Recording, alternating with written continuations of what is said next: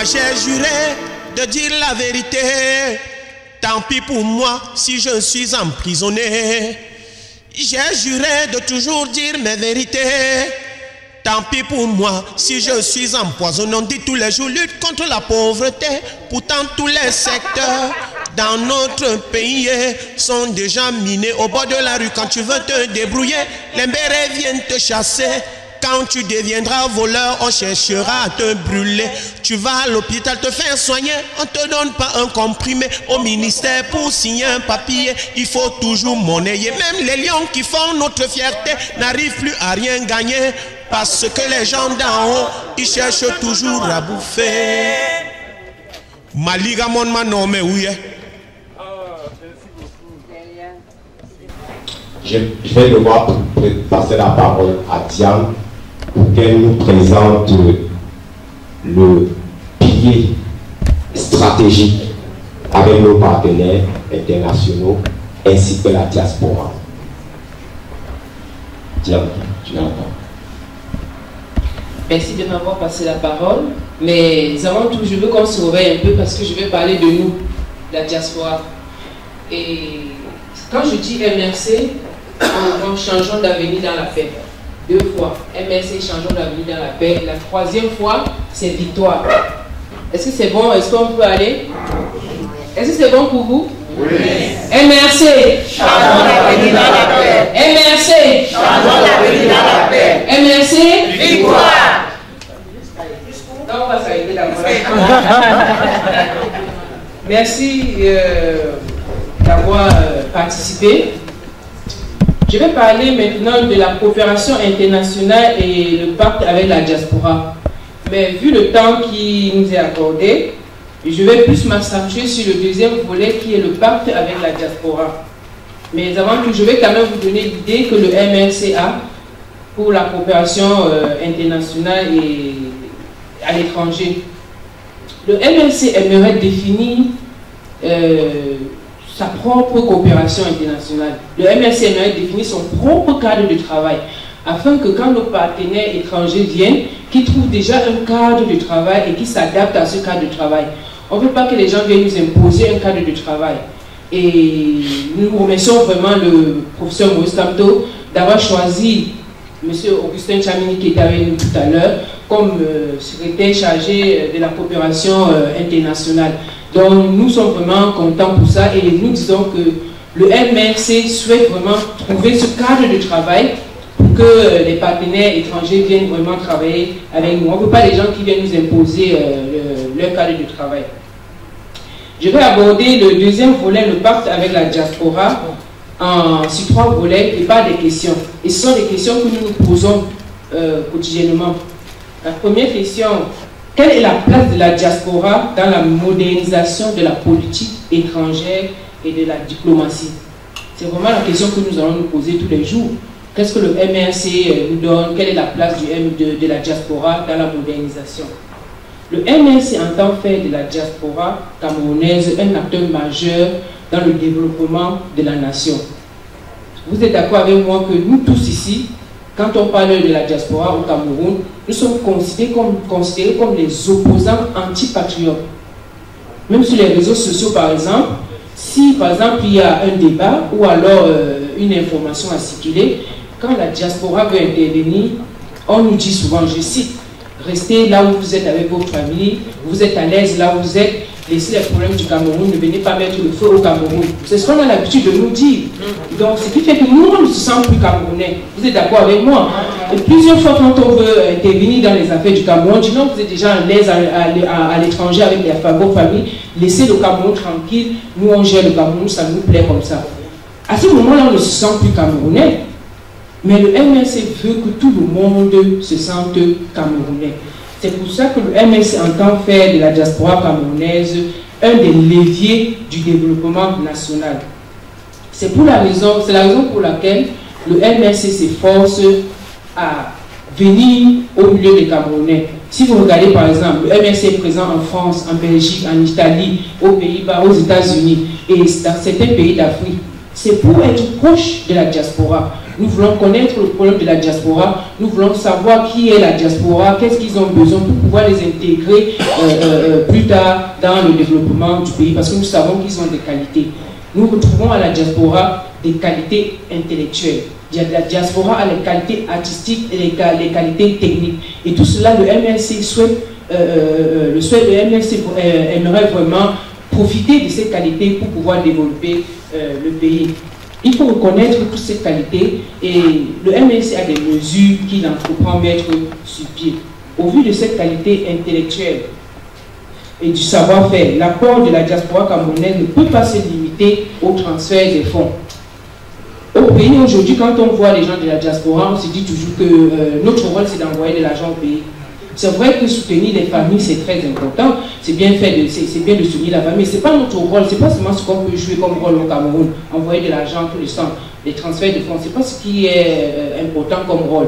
Le MLC aimerait utiliser les qualités que nous avons. Le MLC aimerait utiliser ce que nous avons appris comme formation pour pouvoir développer le Cameroun.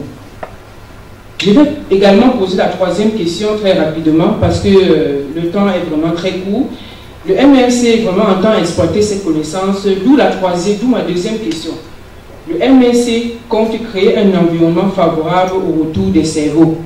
Qu'est-ce que j'appelle cerveau? Pourquoi j'appelle la diaspora des cerveaux? Nous regardons par exemple dans les centres de formation ici. Vous êtes d'accord avec moi quand nous sommes dans les centres de formation, nous avons des équipements, nous avons du matériel et nous touchons à tout. Et même quand nous allons dans les stages, nous partons dans des entreprises vraiment spécialisées dans notre domaine.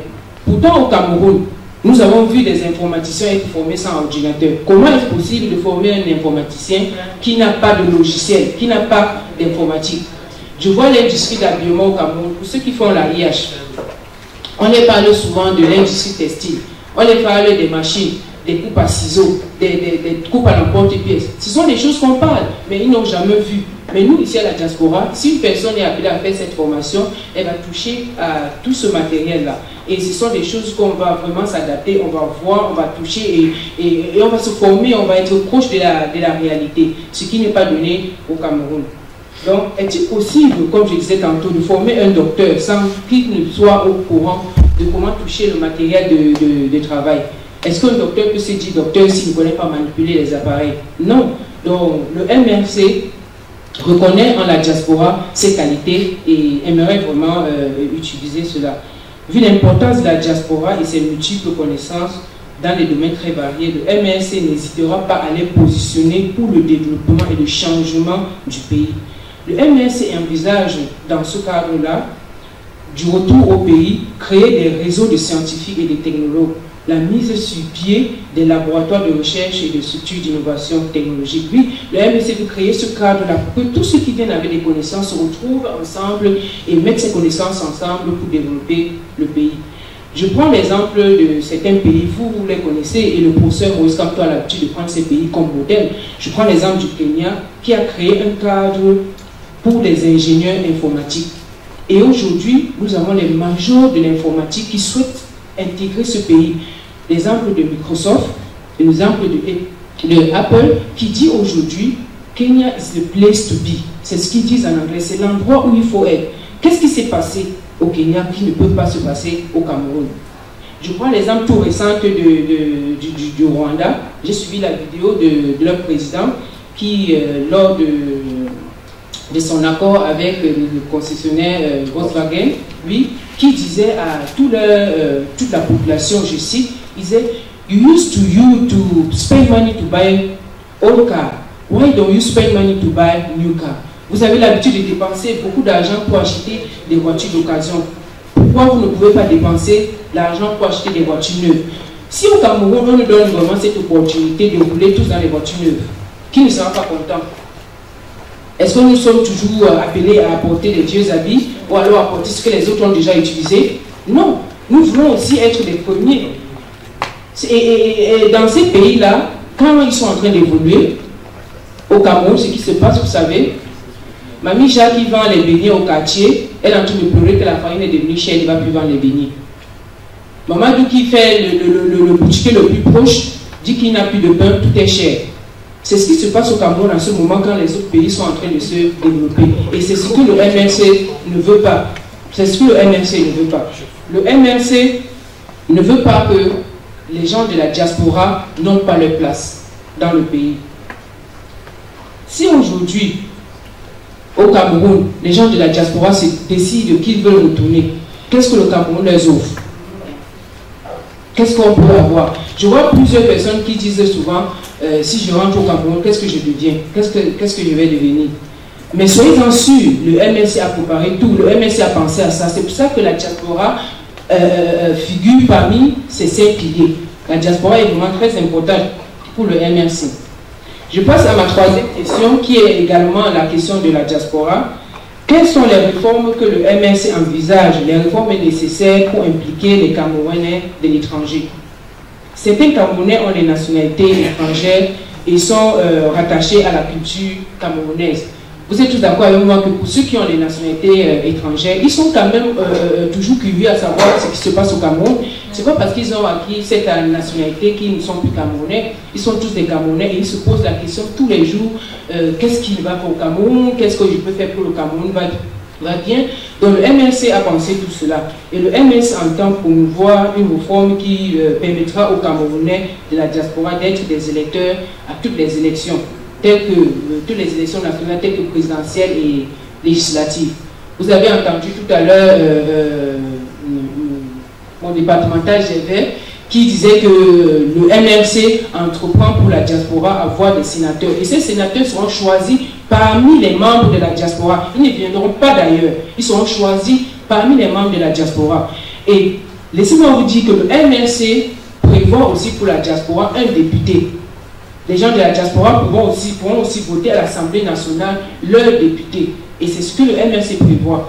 Donc ceux qui disent qu'ils ont la nationalité étrangère, ils sont plus des Camerounais, maintenant nous sommes à l'étranger, on n'a plus droit aux affaires du pays. Non, avec le MLC, vous êtes tous des Camerounais et vous resterez toujours Camerounais.